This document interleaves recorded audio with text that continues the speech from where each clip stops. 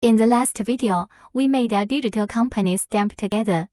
Now, let me show you how to use this stamp in file printing.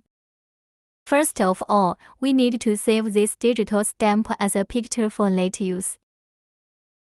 As we cannot save picture from Excel to our PC, so we need PowerPoint to help us save the image. Have a look at our datasheet. It has 1000 lines.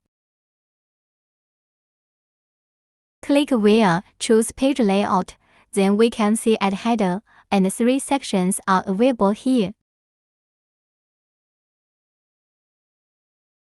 Go to Design, then select Picture, choose the company stamp picture from a file.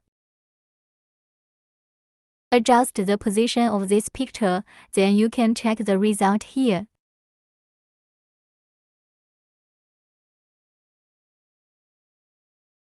Like and follow for more.